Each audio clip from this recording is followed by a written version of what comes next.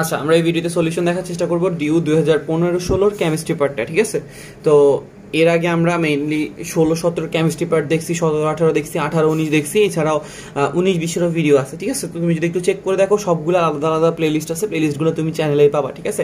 আর চ্যানেলে নতুন হলে অবশ্যই সাবস্ক্রাইব করবা, ঠিক আছে। আর ভিডিওতে লাইক দিবা আর ফ্রেন্ডদের সাথে শেয়ার করবা। তো আমরা স্টার্ট করতে পারি। আমরা 1 নাম্বার থেকে মানে 31 নাম্বার থেকে স্টার্ট করবো। টোটাল প্রশ্ন হচ্ছে 30টা, আমরা 30টা এই ভিডিওতে সলভ দেওয়ার চেষ্টা করবো, ঠিক আছে। তো 31 নাম্বার প্রশ্ন আমাকে প্রথমে কি বলা হয়েছে, কাচের পাত্রের ক্ষেত্রে কোনটা সঠিকভাবে আয়তন মাপার জন্য উপযুক্ত, ঠিক আছে। তো তোমাকে বললো যে কি তুমি ল্যাবরেটরিতে যে আয়তন মাপার জন্য যে জিনিসটা ইউজ করো এটা কি, আমরা মেইনলি আয়তন মাপার জন্য ভলিওমেট্রিক ফ্লাক্স ইউজ করি, ঠিক আছে, ভলিওমেট্রিক ফ্লাক্স। ওকে, তো এখানে দেখো আমাদের অপশনে কিন্তু ভলিওমেট্রিক ফ্লাক্স কোথাও নাই। একটাতে আছে পিপেট বিকার, আর একটাতে আছে বুরেট আর রিয়েজেন্ট বটল, আর কি আছে পিপেট আর বুরেট আছে, আর গ্র্যাজুয়েটেড পিপেট আর কনিক্যাল ফ্লাক্স আছে, ঠিক আছে। তো তোমার মনে হতে পারে ভাইয়া কনিক্যাল ফ্লাক্সে তো আয়তন মাপা যাইতে পারে না, কনিক্যাল ফ্লাক্সে আমরা মেইনলি করেছি টাইট্রেশন, এটা কিন্তু এটার মেইন কাজ আয়তন মাপা না, তাহলে এটা অপশন থেকে গেল গা। আচ্ছা, তারপরে বিকারে আমরা বিক্রিয়া করাই, ওইটাও না। রিয়েজেন্ট বোতল এটাও কি করে বিক্রিয়া করে, ঠিক আছে, এটাও না। তো বাকি রইল কোনটা, পিপেট আর বুরেট, এটা আমরা কি করি আয়তন মাপার জন্য ইউজ করি। আচ্ছা, কেমনে ইউজ করি একটু যদি বলি, পিপেটে কি করে, তোমার এখানে পিপেট ফিলার আছে, পিপেট ফিলার দিয়ে তুমি কি করবা, দ্রবণটাকে তুলবা, এখানে একটা দাগ কাটা থাকে, হয়তো 20 ml বা 30 ml একটা দাগ কাটা থাকে, তুমি এটাকে তুইলে এটাকে পুরে ফেলা, তাহলে তুমি বুঝলা না এখানে যতটুকু নিচে ওইটুকু আয়তন কত 20 ml, তাহলে এটা পিপেট ফিলার মানে পিপেটটা দিয়ে তুমি কি করতেছো আয়তন মাপার কাজে ইউজ করতেছো। বুরেটে যারা দেখছো তারা তো খুব জানো যে এখানে একটা কি থাকে, এখানে আমি উপর থেকে দ্রবণ দিয়ে পুরাই, টোটাল 100টা ঘর দাগ কাটা থাকে, আমরা এখানে 100 ml পর্যন্ত, মানে অনেকটা পিপেটের মতোই, মানে পিপেটের বড় ভার্সনটা হচ্ছে কি বুরেট। তো এটাকে আমরা টাইট্রেশন ইউজ করে মেইনলি, তবে এটার সাথে আমরা কি করতে পারি আয়তন মাপতে পারি, ঠিক আছে। এখানে আমরা নিচের দিকে কনিক্যাল ফ্লাক্স রেখে এটাকে আমরা ইয়ে করতে পারি। তো এখানে দেখো, এখান থেকে আমি ধরো 80তে দাগ কাটা ছিল, মানে আমি যখন বিক্রিয়া শুরু করার আগে 80তে দাগ কাটা ছিল, বিক্রিয়া শেষে দেখতেছি 65 আছে, তার মানে আমি এখান থেকে বুঝতেছি কত ml ইউজ হয়েছে, 15 ml, তাহলে আমরা আয়তনটা বের করতে পারতেছি, ঠিক আছে। তাহলে পিপেটের বুরেটটা হচ্ছে কি আয়তন মাপার জন্য উপযুক্ত। আচ্ছা, তারপরে তোমাকে বলেছে একটা বিক্রিয়া দেওয়া হচ্ছে কার্বন মনোঅক্সাইড প্লাস 2 মোল হাইড্রোজেন বিক্রিয়া করে মিথানল তৈরি করতেছে। বিক্রিয়া বলছে যে কেপি এর মান কত, ঠিক আছে। কার্বন মনোঅক্সাইড 2 মোল হাইড্রোজেন বিক্রিয়া করে কি তৈরি করতেছে, মিথানল। ওকে, আচ্ছা, সবাই কোন ফরম্যাটে আছে, গ্যাসিয়াস ফরম্যাটে আছে, গ্যাসিয়াস। ওকে, তো তোমাকে বললো যে এখানে কেপি এর মান কত, তো আমরা জানি যে কেপি সমান সমান কি ছিল, কেপি সমান সমান ছিল কেসি আরটি টু দি পাওয়ার কত ছিল, ডেল এন। আচ্ছা, ডেল এন এর পরিচয় ছিল কি, ডেল এন এর পরিচয় ছিল উৎপাদের মোল সংখ্যা, এন অফ উৎপাদকে আমরা কি দিয়ে প্রকাশ করি, পি মাইনাস এন অফ কি আর, মানে উৎপাদের মোল সংখ্যা মাইনাস বিক্রিয়কের মোল সংখ্যা। তো উৎপাদে এখানে কয় মোল আছে দেখো তো, 1 মোল দেখতেছি, আর বিক্রিয়কে কয় মোল আছে, 1 মোল আর 2 মোল, কয় মোল, 3 মোল। তাহলে এখানে কি দাঁড়াইতেছে -2। এটা কিন্তু লাস্ট ইয়ারের এরকম একটা প্রশ্ন আসছিল, তবে লাস্ট ইয়ারের প্রশ্নটাতে তোমাকে এখানে সলিড দেওয়া ছিল কিছু। তো আমরা জানি যে কি আমাদের এখানে ডেলানের যে পরিচয়টা, জেলানের পরিচয়টা হচ্ছে উৎপাদের মোল সংখ্যা মাইনাস বিক্রিয়কের মোল সংখ্যা, তবে কোন স্টেটে হইতে হবে, গ্যাসিয়াস স্টেটে। তো আমাদের এখানে সবাই গ্যাসিয়াস স্টেট ছিল, তাই কোনো মাথা ব্যথা ছিল না। কিন্তু আগের বছরের প্রশ্নটাতে মানে 15-16 না 16-17 প্রশ্নটাতে কি ছিল, ওইখানে সলিড স্টেটে ছিল, ওগুলো আমরা কি করি না, কাউন্ট করি না। তো তাহলে আমরা যদি এখানে মান বসাই, তাহলে K C R T to the power del এনটা হয়ে যাবে কত, -2, ঠিক আছে। তো এটাই মেবি অপশনে দেওয়া আছে, কেপি সমান সমান কেসি আরটি টু দি পাওয়ার -2। ওকে, আচ্ছা, তারপর হচ্ছে কি SN2 বিক্রিয়ায় অ্যালকাইল হ্যালাইড সমূহ সক্রিয়তার ক্রম হইতেছে কি রকম। আচ্ছা, আমরা জানি যে কি আমরা যে প্রতিস্থাপন বিক্রিয়া করছিলাম এটাকে আমরা বলতাম সাবস্টিটিউশন নিউক্লিওফিলিক রিঅ্যাকশন, ঠিক আছে, সাবস্টিটিউশন নিউক্লিওফিলিক, লিখতে ইচ্ছা করতেছে না, রিঅ্যাকশন, ঠিক আছে। তো SN-টা 2 রকম ছিল, একটা ছিল SN1, একটা ছিল SN2, ঠিক আছে। যে সাবস্টিটিউশন নিউক্লিওফিলিক রিঅ্যাকশন বা নিউক্লিওফিলিক প্রতিস্থাপন বিক্রিয়া, এটা যদি 1 স্টেপে হয় এটাকে আমরা বলতাম SN1, 2 স্টেপে হইলে এটাকে বলতাম আমরা SN2।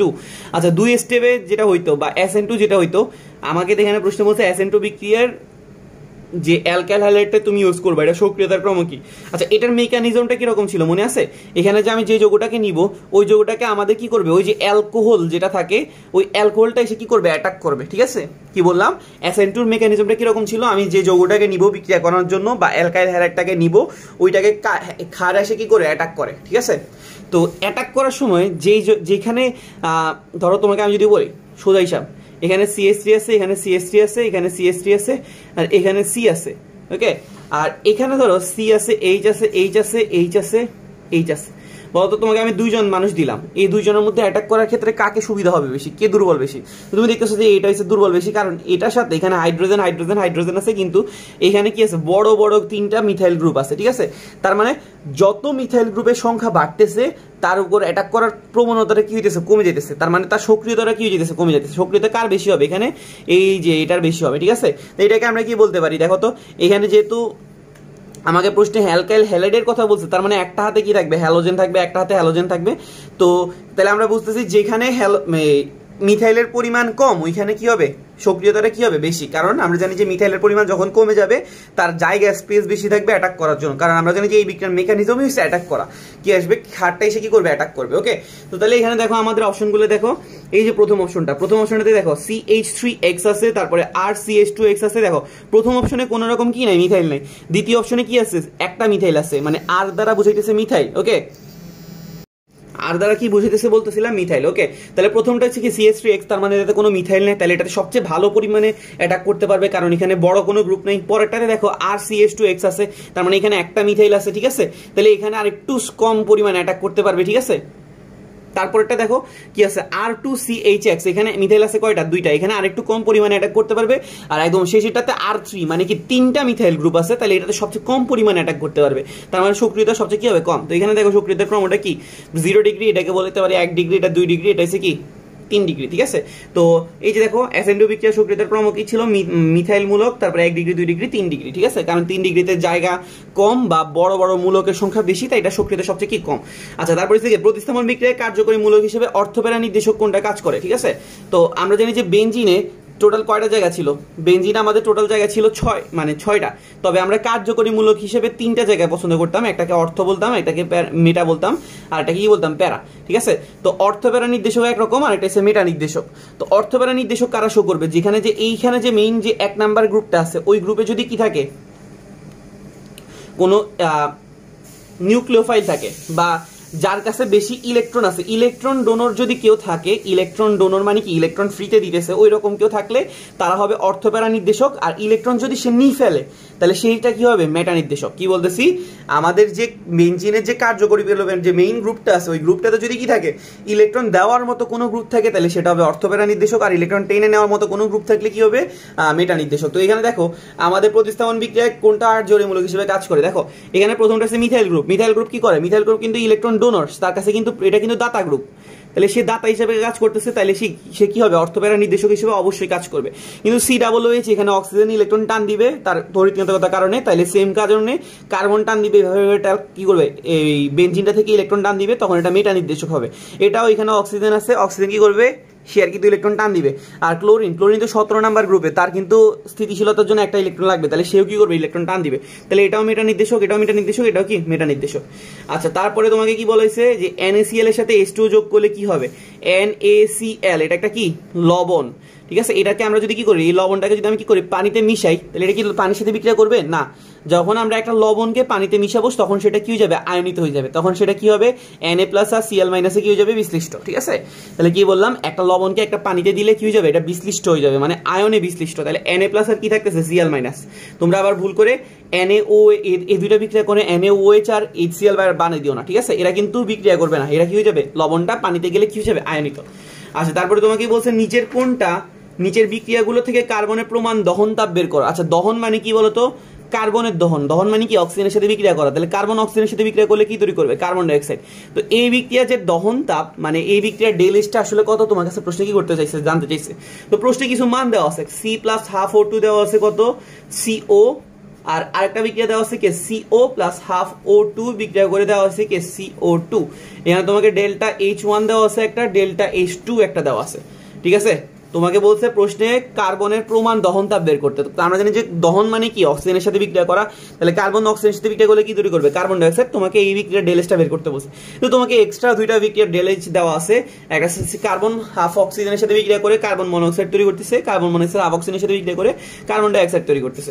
আচ্ছা, যদি এখন আমাদের এই বিক্রিয়ার ডেলএসটা লাগে, তাহলে আমরা এই দুইটা কি করতে পারি, যোগ করতে পারি। দেখো তো যোগ করলে কি হবে, কার্বন, এই দুইটাকে যদি যোগ করি তাহলে কার্বন আসবে, দেখো তো একটা কার্বন মনোক্সাইড আসবে, হাফ অক্সিজেন কি হয়ে যাবে, ফুল অক্সিজেন হয়ে যাবে। আর এই সাইডে দেখো কার্বন মনোক্সাইড আছে আর কার্বন ডাইঅক্সাইড আছে। তো কার্বন মনোক্সাইড কি হয়ে যাবে, এটা চলে যাবে, তাহলে অবশ্যই থাকে C+O2, তাহলে কি তৈরি করতেছে CO2। তার মানে আমরা 1 নাম্বার আর 2 নাম্বার ইকুয়েশন কি করতে পারি, যোগ করতে পারি। যোগ করলে কি হয়ে যেতেছে, আমাদের যেই বিক্রিয়ার ডেলেসটা দরকার ছিল এটা চলে আসতেছে, ঠিক আছে।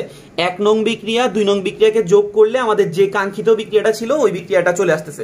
তাহলে এখন আমাদের 1 নং বিক্রিয়ার ডেলেস আর 2 নং বিক্রিয়ার ডেলেস যদি যোগ করে ফেলি, তাহলে আমাদের টোটাল যে ডেলেসটা দরকার ছিল বা মেইন যে ডেলেসটা দরকার ছিল এটা চলে আসবে। তো প্রথম ডেলেসটা ছিল কত, -111, দ্বিতীয়তে ডেলেসটা কত ছিল, -283, তাহলে এদেরকে যদি আমরা যোগ করি তাহলে কত আসতেছে, এটা চলে আসবে -394। তো -394, এটা আমাদের কয় নাম্বার অপশনে আছে, এটা আমাদের আছে বি নাম্বার অপশনে, ঠিক আছে। তারপর 37 নাম্বার প্রশ্ন তোমাকে বলা হয়েছে ইরিথ্রিটল হচ্ছে কি জিনিস, এটা একটা কি চিনি, ইরিথ্রিটল একটা কি জিনিস, চিনি, ঠিক আছে। তো এই নন ক্যালোরিক সুইটেনার, ঠিক আছে, মানে ক্যালোরিহীন একটা কি চিনিটাকে আমরা কি বলতেছে, ইরিথ্রিটল। ওকে, আচ্ছা, এটা আমরা প্রায় সময় মেডিকেলের প্রশ্নে আসে এই 37 নাম্বার প্রশ্নটা। 38 নাম্বারটাও খুব কমন প্রশ্ন, ভার্সিটি কোশ্চেন ব্যাংক বলো সবগুলোতে কি আছে, অক্সি অ্যাসিডের তীব্রতা কেমনে বের করবো বলো তো। অ্যাসিড অনেক রকম আছে, জৈব অ্যাসিড, হাইড্রাসিড, তারপরে কি অজৈব অ্যাসিড, অক্সি অ্যাসিড, আরো অনেক রকমের আছে। তো অক্সি অ্যাসিডের তীব্রতা বের করা হয়েছে কিসের উপর ভিত্তি করে, জারণ মানের উপর ভিত্তি করে, ঠিক আছে। কিসের উপর, কেন্দ্রীয় মৌলের জারণ মান। তা আমরা যদি এখানে দেখি, আমাদের একটা আছে কি HClO4, তারপরে আরেকটা কি আছে নাইট্রিক অ্যাসিড, আর এটা অ্যাসিড দেখতেছি কি আছে সালফিউরিক অ্যাসিড, আর এটা কি আছে সালফিউরাস অ্যাসিড, ঠিক আছে, আর এটা আছে সালফিউরাস অ্যাসিড। ওকে, H2SO3। আচ্ছা, যদি আমরা HClO4 এটার যদি আমরা কি করতে যাই, কেন্দ্রীয় পরমাণুটা চিন্তা করতে যাই, তাহলে এখানে কি কেন্দ্রীয় পরমাণু কি আছে, ক্লোরিন, এখানে কিন্তু নাইট্রোজেন, এখানে সালফার, এখানেও সালফার। তো এটা যদি আমরা ক্লোরিনের জারণ মান বের করতে যাই, জারণ মান বের করার সিস্টেম আমরা সবাই জানি, আমি একটা জাস্ট বের করে দেখাবো। হাইড্রোজেনের জারণ মান হচ্ছে কত 1, ক্লোরিনের জারণ মান আমি জানি না x, অক্সিজেনের জারণ মান হচ্ছে কত -2, কিন্তু এখানে কয়টা আছে, 4টা, তাহলে -2 এর সাথে যখন আমরা 4 গুণ করবো হয়ে যাবে -8, আর সম্পূর্ণ যৌগের জারণ মান কত হবে 0, তাহলে এখান থেকে আমাদের x এর মান আসছে কত 7, তাহলে আমাদের হাইড্রোক্লোরিক অ্যাসিড পারক্লোরিক অ্যাসিডের ক্লোরিনের জারণ মান আসছে কত +7, নাইট্রিক অ্যাসিডেরটা যদি আমি বের করি আসবে +5, সালফিউরিক অ্যাসিডেরটা আসবে কত +6, আর সালফিউরাস অ্যাসিডেরটা আসবে কত 4, ঠিক আছে। দেখো তো, তাহলে জারণ মান সবচেয়ে বেশি কার, এই HClO4, তাহলে ও তীব্রতা হবে সবচেয়ে বেশি, তারপরে হবে কি সালফিউরিক অ্যাসিড, তারপরে হবে নাইট্রিক অ্যাসিড, আর তারপরে হবে কি সালফিউরাস অ্যাসিড। ওকে, তাহলে আমাদের সবচেয়ে বেশি তীব্র কোনটা, সবচেয়ে বেশি তীব্র হচ্ছে আমাদের পারক্লোরিক অ্যাসিড, তারপরে হবে কি সালফিউরিক অ্যাসিড, তারপরে নাইট্রিক অ্যাসিড, তারপরে হচ্ছে কি সালফিউরাস অ্যাসিড। ওকে, আচ্ছা, তারপরে হচ্ছে 39 নাম্বার, তোমাকে বলছে বিশুদ্ধ পানির ঘনমাত্রা মোল পার লিটারে হবে কত, বিশুদ্ধ পানি। তো বিশুদ্ধ পানির ক্ষেত্রে আমি কি চিন্তা করি, বিশুদ্ধ পানির ক্ষেত্রে আমি চিন্তা করি যে 1 লিটার আর 1 কেজি কি সমান, তাই না। যারা বিশুদ্ধ পানি ইউজ করি তারা জানি যে কি, মানে আমরা হিসাব ধরি আর কি, নর্মালি 1 লিটার আর 1 কেজি সমান, আর কি ধরি 1 মিলিলিটার আর 1 গ্রাম কি সমান, ঠিক আছে। তো ধরলাম যে আমি 1 লিটার আর 1 কেজি সমান ধরলাম। তো তোমরা ক্ষেত্রে প্রশ্ন কি বলছে, বিশুদ্ধ পানি কি বের করতে, ঘনমাত্রা মোলারিটিতে, ঘনমাত্রা মোল পার লিটার মানে কি মোলারিটিতে। তো দেখো, যেহেতু আমরা কি করি 1 লিটারটাকে 1 কেজি ধরি, ঠিক আছে। আমরা যদি লিটারটাকে বেশ থেকে বেশি নিয়ে যেতে চাই, তাহলে এটা কি দাঁড়াইতেছে 1 কেজি পার লিটার না, বুঝছো। আমি যদি 1 লিটার সমান 1 কেজিটাকে থাকে, এই লিটারটাকে এবার থেকে বেশি নিয়ে যেতে চাই, তাহলে এটা হচ্ছে কি 1 কেজি পার লিটার। আচ্ছা, কেজিটাকে আমি কি করলাম, গ্রামে নিয়ে গেলাম, তাহলে আমরা এটাকে কি লিখতে পারি 1000 গ্রাম পার লিটার বলতে পারি নাকি পারি না, অবশ্যই পারি। তাহলে 1000 কি বলতে পারি, গ্রাম পার লিটার। এখন এটাকে আমার কি করতে হবে, মোল পার লিটারে নিতে হবে। আমাদের আছে কত 1000 গ্রাম পার লিটার। বলতো গ্রাম থেকে মোলে যায় কেমনে বলতো, গ্রাম থেকে মোলে যাওয়ার উপায় হয়েছে কি, তাকে কি করা, আণবিক ভর দ্বারা ভাগ করা, ঠিক আছে। এই n হয়েছে কি মোল সংখ্যা, w হয়েছে কি ভর, m হয়েছে কি আণবিক ভর, ঠিক আছে। তাহলে গ্রাম থেকে মোলে যাওয়ার উপায় হয়েছে কি করা, তার আণবিক ভর দিয়ে কি করে দেওয়া, ভাগ করে দেওয়া। তাহলে পানির আণবিক ভর কত ছিল, H2O এর আণবিক ভর হয়েছে কত 18, তাহলে এটা হয়ে গেছে গ্রাম থেকে হয়ে গেছে কি মোল, আর নিচে পড়েছিল কি লিটার। আর 1000কে যদি আমরা 18 দ্বারা ভাগ করি কত আসবে 55.55, এরকম কিছু একটা আসবে। তাহলে এত মোল পার কত লিটার, ঠিক আছে। তাহলে আমাদের আনসারটা হচ্ছে কত 55.55 মোল পার লিটার। ওকে, আচ্ছা, তাহলে আমাদের প্রশ্ন বলছিল বিশুদ্ধ পানির ঘনমাত্রা কত 55.55 মোল পার লিটার। দেন তোমাকে বলছে নিচে সবচেয়ে স্থায়ী কার্বোক্যাটায়ন কোনটা, ঠিক আছে। কার্বোক্যাটায়ন মানে কি, কার্বনে কি থাকবে, চার্জ থাকবে। তো এখানে কি থাকতে পারে, কার্বোক্যাটায়নের একটা হাত খালি থাকবে আর বাকি হাতগুলোতে হাইড্রোজেন থাকতে পারে অথবা মিথাইল গ্রুপ থাকতে পারে। দেখো তো, এখন যেহেতু এই কার্বনটা হচ্ছে কি পজিটিভ চার্জ, ঠিক আছে, তাহলে তাকে যদি স্থিতিশীলতা পাইতে হয় তাহলে তার সাথে তাকে কি করতে হবে, ইলেকট্রন দিতে হবে, তাই না। এই কার্বনটা যেহেতু পজিটিভ চার্জ, তাকে যদি স্থিতিশীলতা পাইতে হয় তাকে কি করতে হবে, তাকে ইলেকট্রন দিতে হবে। তো এইটা বেশি স্থিতিশীল হবে নাকি এইটা বেশি স্থিতিশীল হবে? আমি যদি একটু চিন্তা করি, দেখো তো CH3 মানে এখানে C এখানে আছে HH, এটা বেশি স্থিতিশীল হবে? ক্যাটায়ন মানে কি, তার স্থিতিশীলতার জন্য ইলেকট্রন দরকার, নাকি এটা বেশি স্থিতিশীল হবে? তো আমরা জানি যে কি মিথাইল গ্রুপ একটা ইলেকট্রন ডোনর গ্রুপ, সে কি করবে, ওরে ইলেকট্রন দিয়ে সাহায্য করবে, তাহলে অবশ্যই এই বেশি কি হবে, স্থিতিশীল হবে। তার মানে যতগুলো মিথাইল গ্রুপ বাড়বে তত বেশি সে কি হবে, স্থিতিশীল। তো এখানে দেখো তাহলে সবচেয়ে বেশি কার্বোক্যাটায়ন স্থায়ী কোনটা, 3 ডিগ্রি, কারণ 3 ডিগ্রিতে কি আছে, 3টা মিথাইল গ্রুপ আছে। দেখো এই যে দেখো CH3 3C+, এখানে 3 ডিগ্রিতে কি আছে, 3টা মিথাইল গ্রুপ আছে, এই কারণে এটা সবচেয়ে বেশি কি স্থিতিশীল।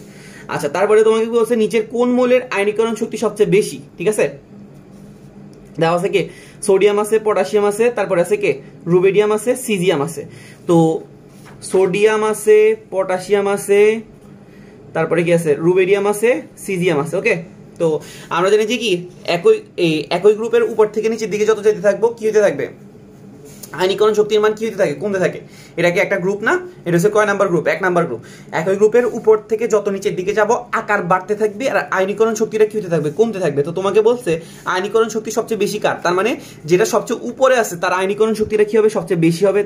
তাহলে আমাকে প্রশ্ন বলছে নিচের মৌলগুলোর মধ্যে সবচেয়ে বেশি আয়নীকরণ শক্তি কার, সোডিয়ামে। ঠিক আছে, আমি আবার রিপিট করতেছি, একই গ্রুপের উপর থেকে নিচের দিকে গেলে আয়নীকরণ শক্তি কি হয়ে যায়, বৃদ্ধি পায়, হ্রাস পায়। কেন? কারণ উপর থেকে নিচের দিকে আকার ছোট হইতে থাকে, আকার বড় হইতে থাকে, আর আকার বড় হইলে ইলেকট্রনটাকে সরানোর জন্য শক্তি কি লাগবে, কম লাগবে। ঠিক আছে, তাহলে একই গ্রুপের উপর থেকে নিচের দিকে আয়নীকরণ শক্তি কি পায়, হ্রাস পায়। তার মানে উপরে যে আছে সে সবচেয়ে বেশি কি আয়নীকরণ বিভবলা মৌল, এখানে কি হবে, সোডিয়াম। আচ্ছা, তারপর নিচের কোনটা ওজোন স্তর ক্ষয়ের জন্য কি দায়ী নয়? তো আমরা জানি যে কি ওজোন স্তর ক্ষয় করার জন্য কি লাগে, CFC, তো এটা খুব মেইন দায়ী। ঠিক আছে, এছাড়া কে ক্লোরিন কি করে, CFC থেকেই তো মেইনলি কি আসে, ক্লোরিন আসে, আর ক্লোরিনটা কি করে, ওজোন স্তর কি করে, ক্ষয় করে। আবার সূর্যের অতি বেগুনি রশ্মি এটাও কি করতেছে, ওজোন স্তরটাকে ক্ষয় করতেছে। কিন্তু কার্বন মনোক্সাইডের ওজোন স্তর ক্ষয় কিন্তু নাই, কোনো রকম হাত নাই, কিন্তু কার্বন ডাইঅক্সাইডের আছে। তো তোমাকে প্রশ্ন বলছিল নিচের কোনটা ওজোন স্তর ক্ষয়ের জন্য কি নাই, দায়ী নয়। ঠিক আছে, CFC কেমনে ওজোন স্তর ক্ষয় করে, CFC থেকে ক্লোরিন তৈরি হয়, ওই ক্লোরিনটা কি করে, ওজোনটাকে ভাঙিয়ে অক্সিজেন তৈরি করে ফেলে, তাহলে ওজোনটা কি দিচ্ছে, ভাঙতেছে। আচ্ছা, তারপরে বলছে কি রিডবার্গ ধ্রুবকের কে RH দ্বারা প্রকাশ করা হলে নিচের হাইড্রোজেন প্রণালীতে বামা সিরিজের জন্য সর্বনিম্ন কত তরঙ্গ সংখ্যার রশ্মি বিকিরিত হয়। ঠিক আছে, কোন সিরিজ, বামা সিরিজ। ওকে, তা আমরা জানতাম যে কি অনেকগুলো সিরিজ ছিল, একটা ছিল লাইম্যান, একটা ছিল বামার, তারপর ছিল প্যাসচেন। লাইম্যানটা কি ছিল, 2 থেকে উচ্চতর কক্ষপথ, মানে উচ্চতর কক্ষপথ থেকে যদি কি করে উচ্চতর কক্ষপথ থেকে যদি কি করে 1 নাম্বার কক্ষপথে আসে, ওইটাকে আমরা কি বলতেছিলাম, লাইম্যান। ওকে, বা লিমেন, অনেকে অনেক কিছু বলে। মানে উচ্চতর কক্ষপথ থেকে যদি 1 নাম্বার কক্ষপথ এসে লাফ দেয় তাহলে আমরা কি বলতেছিলাম, লিমেন। আর বামারটা কি ছিল, উচ্চতর কক্ষপথ থেকে কি করবে, 2 নাম্বার কক্ষপথে এসে কি করবে, লাফ দিবে। তো তোমাকে বলছে সর্বনিম্ন কম তরঙ্গ। ঠিক আছে, তো বামারের জন্য সর্বনিম্ন কম তরঙ্গ, তো আমার 2 নাম্বারে যেহেতু লাফ দিবে, 2 নাম্বারে লাফ কি করতে পারে, 3 থেকে দিতে পারে, 4 থেকে দিতে পারে, 5 থেকে দিতে পারে, 6 থেকে দিতে পারে। কিন্তু বলছে সর্বনিম্ন তরঙ্গ দৈর্ঘ্য, সর্বনিম্ন কম তরঙ্গ সংখ্যা। তো তাহলে আমাদের এখন কি করতে হবে, এই যে সর্বনিম্ন কম তরঙ্গ সংখ্যার জন্য আমার কি করতে হবে, লাভ দিতে হবে কোথা থেকে, 3 থেকে। ঠিক আছে, আমি আবার রিপিট করতেছি, এই যে বামার সিরিজ মানে কি উচ্চতর কক্ষপথ থেকে কোথায় লাভ দিবে, 2 নাম্বার কক্ষপথে। তো সর্বনিম্ন বলার কারণে আমরা কোথা থেকে লাভ দিতেছি, 3 নাম্বার থেকে। তা আমাদের রিডবার্গের যে সমীকরণটা ছিল এটা ছিল 1/λ সমান RH 1/n1 স্কয়ার মাইনাস কত, 1/n2 স্কয়ার। ওকে, রিডবার্গের সমীকরণটা কি ছিল, 1/λ সমান RH 1/n1 square minus 1/n2 square. তোমাকে প্রশ্ন বলছে তরঙ্গ সংখ্যা। তরঙ্গ সংখ্যা মানে কি বলতো, তরঙ্গ সংখ্যাকে আমরা কি দিয়ে প্রকাশ করি, নিউ বার দিয়ে। তরঙ্গ সংখ্যাকে আমরা কি দিয়ে প্রকাশ করি, নিউ বার। নিউ বারের সূত্র রয়েছে কি 1/λ, তাহলে আমরা এটাকেই তরঙ্গ সংখ্যা বলতে পারি। তরঙ্গ সংখ্যার সূত্র রয়েছে নিউ বার 1/λ। আচ্ছা, তো RH টা থাক, 1/n1, n1 এসে কত, 2, তাহলে এটা কি দাঁড়াইতেছে, 2 স্কয়ার করলে কত হবে, 1/4 মাইনাস 1/n2 স্কয়ার, n2 এসে কত, 3 কে স্কয়ার করলে কত হবে, 9। ঠিক আছে, তাহলে এখন আমরা যদি এখানে লসাগু করি তাহলে কত আসতেছে, 4 আর 9 কত আসতেছে, 36, উপরে আসবে কত, 9 মাইনাস কত, 4। ঠিক আছে, তাহলে উপরে আসতেছে 5, নিচে আসতেছে কত, 36, আর সাথে একটা কি আছে, ফ্রি RH। ওকে, তাহলে আমাদের আনসারটা দাঁড়াইতেছে কত, তরঙ্গ সংখ্যা দাঁড়াইতেছে 5/36 RH। 5/36 RH কোন নাম্বার আছে, B নাম্বার অপশনে আছে। ঠিক আছে, আচ্ছা, তারপরে তোমাকে বলছে লবণের দ্রাব্যতার গুণফল নির্ণয়ের জন্য কোন দ্রবণ উপযোগী। দ্রাব্যতার গুণফলের সংজ্ঞায় কি ছিল, স্বল্প দ্রবণীয় লবণের সম্পৃক্ত দ্রবণে, ঠিক আছে, কি ছিল, স্বল্প দ্রবণীয় লবণ হইতে হবে, আর ওই লবণের কি হইতে হবে, সম্পৃক্ত দ্রবণ হইতে হবে। দ্রাব্যতার গুণফলের সংজ্ঞাই ছিল যে স্বল্প দ্রবণীয় লবণের সম্পৃক্ত দ্রবণে আয়নগুলোর ঘনমাত্রার গুণফলকে কি বলে, দ্রাব্যতার গুণফল বলে। তো তাহলে এটা সম্পৃক্ত দ্রবণ যেহেতু বলছে, তার মানে এটা কি হবে, স্যাচুরেটেড, ঠিক আছে, স্যাচুরেটেড সম্পৃক্ত। আর সুপার স্যাচুরেটেড মানে কি, অতিপৃক্ত। আনস্যাচুরেটেড মানে কি, অসম্পৃক্ত। আচ্ছা, তারপরে বলছে কি নিচে কোন মৌলটার উপস্থিতি কয়লার মানকে নষ্ট করে, এটা হচ্ছে সালফার, ঠিক আছে। সালফারের উপস্থিতি কি করবে, সালফার হচ্ছে সবচেয়ে খারাপ, মানে কয়লার মান নির্ণয় করার জন্য সালফারের উপস্থিতিটা খারাপ। সালফারের উপস্থিতি যত বাড়বে কয়লাটা তত খারাপ হবে, ঠিক আছে। আচ্ছা, সিরামিক শিল্পের গুরুত্বপূর্ণ কাঁচামাল কাওলিনেটের সংকেত হয়েছে কে, কাওলিনেটের সংকেত হয়েছে কি, অ্যালুমিনিয়াম অক্সাইড, তারপরে 2 মোল সিলিকন অক্সাইড আর 2 মোল কি, পানি, ঠিক আছে। কাওলিনেটের সংকেত হচ্ছে কি, অ্যালুমিনিয়াম অক্সাইড 1 মোল, 2 মোল সিলিকন অক্সাইড আর 2 মোল কি, পানি। আচ্ছা, তারপরে 47 নম্বর প্রশ্নে তোমাকে একটা যৌগ দেওয়া আছে, এটাকে বলছে কি সিগমার পাই এর সংখ্যা বের করো। তো এটাকে আমি একটু ভাঙে আঁকি।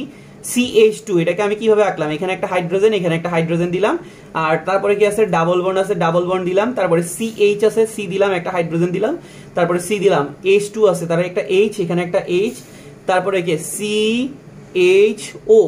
CHO তে অক্সিজেনটা কি থাকে, কার্বনের সাথে ডাবল বন্ড আকারে, কারণ অক্সিজেনের যোজনী কত, 2। আচ্ছা, তো এখন আমাদের কি করতে হবে, এখন আমাদের সিগমার পাই সংখ্যা মাপতে হবে। তো দ্বিবন্ধন যেখানে থাকবে ওইখানে একটা সিগমা থাকে, একটা পাই থাকে, তাহলে এখানে একটা পাই আছে আর এখানে একটা কি আছে, পাই। তাহলে পাই কয়টা আছে, 2টা। আর সিগমা কয়টা, এটা একটা সিগমা, এটা একটা সিগমা, 2টা।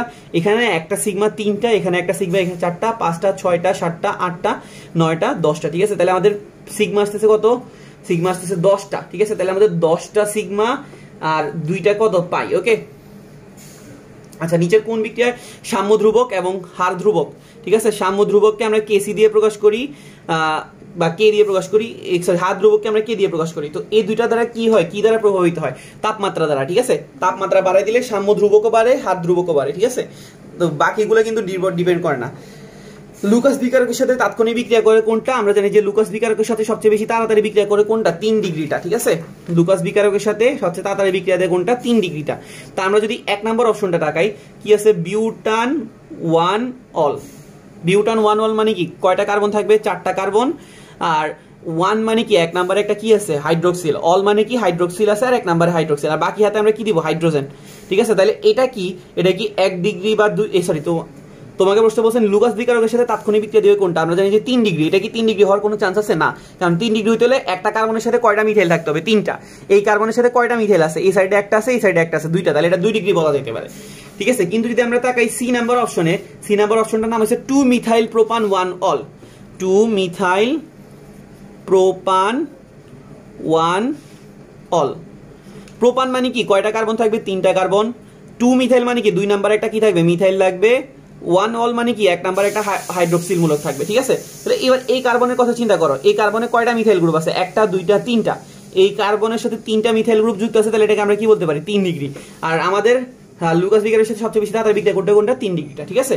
আচ্ছা, তারপরে হচ্ছে কি 50 ডিগ্রি সেলসিয়াস তাপমাত্রায় অ্যানিলিন, সোডিয়াম নাইট্রাইট আর হাইড্রোক্লোরিক অ্যাসিডের উপস্থিতিতে কক্ষ তাপমাত্রায় রেখে দিলে আমরা কি পাবো, ফেনল পাবো, ঠিক আছে। ফেনল তৈরির একটা বিক্রিয়া ছিল কি, অ্যানিলিন। অ্যানিলিনের সংকেত হচ্ছে কে, বেনজিনের মাথায় কে, NH2। এটাকে আমরা কি করবো, NaNO3 আর HCl এর উপস্থিতি কি করে দিব, বিক্রিয়া করে দিব। এখান থেকে কি পাই যাবো, এখান থেকে আমরা পাই যাবো ফেনল, ওকে।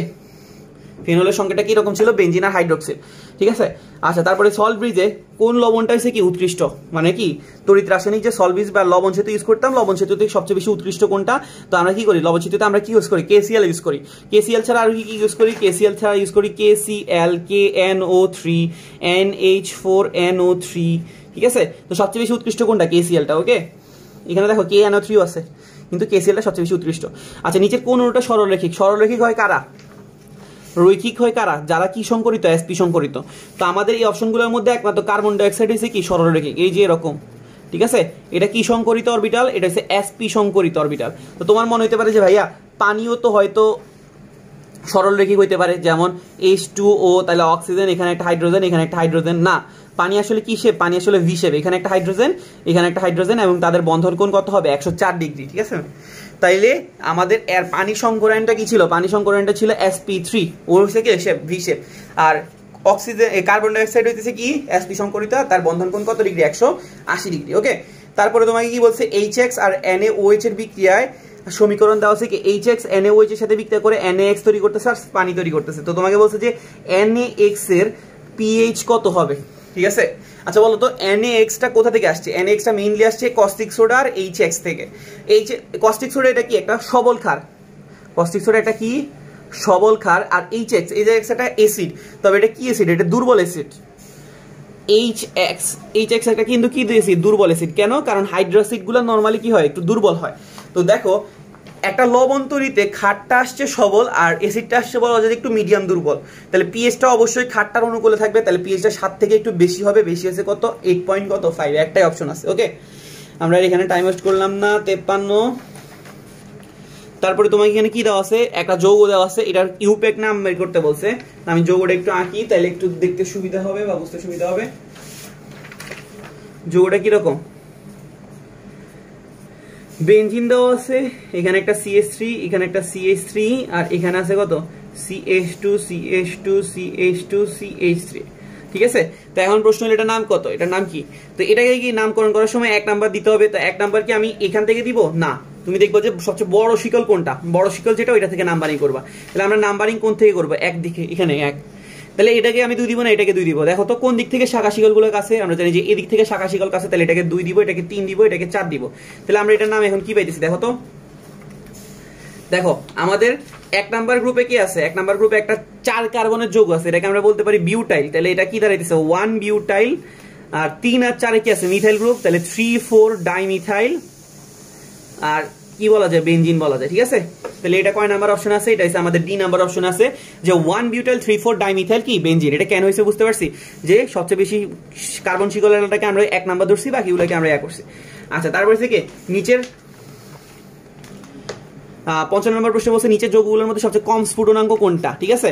তো তোমাকে আমি সোজা হিসাব বললাম, CH4 আছে তোমার কাছে আর C2H6 আছে, কোনটার স্ফুটনাঙ্ক সবচেয়ে বেশি হবে বলো তো? এটা বড় নাকি এটা বড়? বড় গ্রুপ কোনটা? এটা। তো এটাকে ফুটানোর জন্য, যেহেতু এটা বড়, তাহলে এটাকে ফুটানোর জন্য বেশি তাপ লাগবে, তাহলে স্ফুটনাঙ্ক কার বেশি হবে? ওর বেশি হবে। আর ওর কি হবে? কম। তো এবার চাকাও, তোমাকে বলছে নিচের সবচেয়ে কম স্ফুটনাঙ্ক কোনটা নিচের মৌলগুলোর মধ্যে বা যৌগগুলোর মধ্যে? একটা আছে মিথেন, একটা ইথেন, একটা প্রোপেন, আর একটা আছে কি বিউটেন। ওকে, তো মিথেন যেহেতু সবচেয়ে ছোট, তাহলে তার স্ফুটনাঙ্ক সবচেয়ে কম, আর বাকিগুলোর কি হবে? বেশি। আচ্ছা, তারপর হচ্ছে 56 নাম্বার, নিচের সবচেয়ে শক্তিশালী হাইড্রোজেন বন্ধন তৈরি করে কোনটা, ঠিক আছে। একটা হচ্ছে ইথানল, আর একটা আছে ইথানোইক অ্যাসিড, আর একটা আছে কে পানি, আর একটা আছে অ্যামোনিয়া, ঠিক আছে, H2O, আর একটা আছে কি অ্যামোনিয়া। তো তোমাকে বলছে যে এইখানে সবগুলো যারা আছে অপশনে সবগুলো কিন্তু কি তৈরি করতেছে? H বন্ড তৈরি করতেছে। তো সবচেয়ে শক্তিশালী কোনটা, ঠিক আছে বলো তো? তোমার কাছে বললাম যে 2টা মানুষ আছে, ঠিক আছে, ধরো এটা একটা মানুষ, এটা একটা মানুষ, এই দুজনের মধ্যে যে বন্ধনটা আছে এই বন্ধনটা উপরে শক্তিশালী, আর আরেক জায়গায় 2জন মানুষ আছে, এদের মধ্যে বন্ধনটা ভিতর থেকে শক্তিশালী। তাই সবচেয়ে বেশি শক্তিশালী বন্ধন কোনটা হবে? যারা একদম ভিতর থেকে বা অন্তর থেকে কানেক্টেড ওই রকম।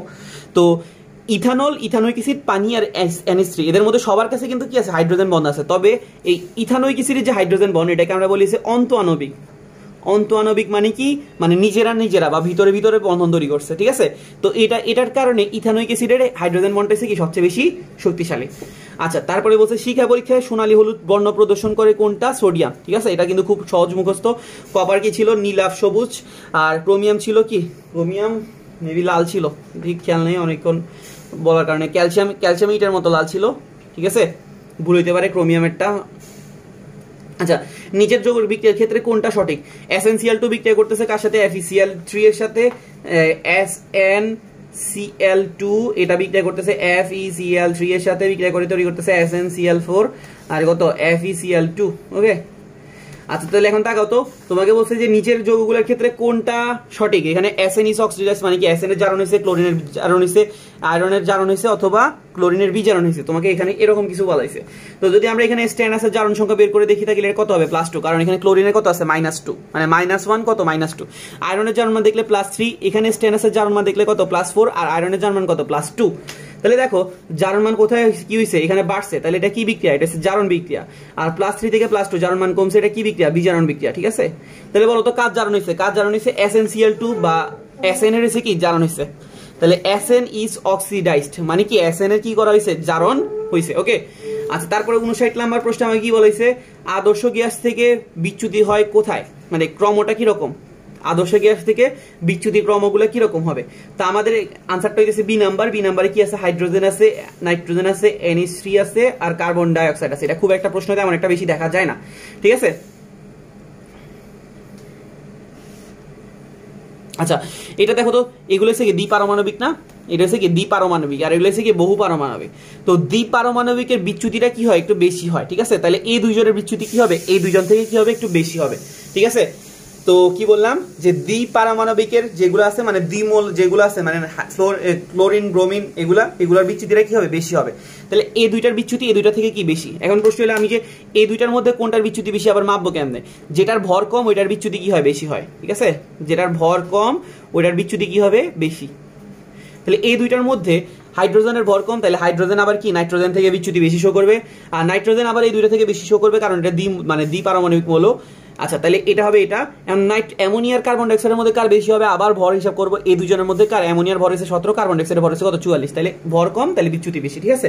শুধু হিসাব, ভর কম হলে বিচ্যুতি বেশি হবে আর দ্বিপারমাণবিকের ক্ষেত্রে বিচ্যুতিটা বেশি হবে। এটা আমাদের বি নাম্বার। আর NaCl এর জলীয় দ্রবণের তড়িৎ বিশ্লেষণ করলে কোনটা উৎপন্ন হয় না, ঠিক আছে। NaCl এর জলীয় দ্রবণ, ঠিক আছে, মানে কি অ্যাকুয়াস। তো এটার মধ্যে কি কি পাবো, এটার মধ্যে আমরা Na পাবো, Cl মাইনাস পাবো, H প্লাস পাবো, OH মাইনাস পাবো। কেন, কারণ জলীয় দ্রবণ মানে কি আছে, পানিও আছে, ঠিক আছে। তো এটাকে যখন আমরা তড়িৎ বিশ্লেষণ করবো, ক্যাথোডে কে যাবে, ক্যাথোডে যাবে দুইটা ক্যাটায়ন আছে, সোডিয়াম আয়ন আছে, হাইড্রোজেন আয়ন আছে, কিন্তু হাইড্রোজেন আয়নের ক্যাথোডে যাওয়ার পরিমাণটা হচ্ছে কি বেশি। আর যদি আমরা বলি ক্লোরিন Cl মাইনাস আছে, OH মাইনাস আছে, এটা যাবে হচ্ছে কি অ্যানোডে। তাহলে ক্যাথোড থেকে আমরা কি পাবো, হাইড্রোজেন গ্যাস পাবো, অ্যানোড থেকে আমরা পাবো ক্লোরিন গ্যাস, আর বাকি আছে কে Na প্লাস আর OH মাইনাস, ওরা তৈরি করবে কে কস্টিক সোডা। এটাকে আমরা কি ইউজ করতাম, টয়লেট ক্লিনার তৈরিতে ইউজ করতাম, মনে আছে 9 বিক্রিয়া ছিল। তো তাহলে এখন তোমাকে বলছে NaCl এর জলীয় দ্রবণ তড়িৎ বিশ্লেষণে কোনটা উৎপন্ন হবে না, সোডিয়াম তৈরি হবে না, কারণ ক্লোরিনও তৈরি হয়েছে, হাইড্রোজেনও তৈরি হয়েছে, NaOH তৈরি হয়েছে, ঠিক আছে। তো আশা করি আমরা বুঝতে পারছি। কারো কোনো সমস্যা থাকলে আমাকে জানাতে পারো। ভিডিও দেখার জন্য ধন্যবাদ। ফ্রেন্ডদের সাথে প্রচুর পরিমাণে শেয়ার করবা আর চ্যানেলে তুমি অবশ্যই সাবস্ক্রাইব করবা, ঠিক আছে। আল্লাহ হাফেজ।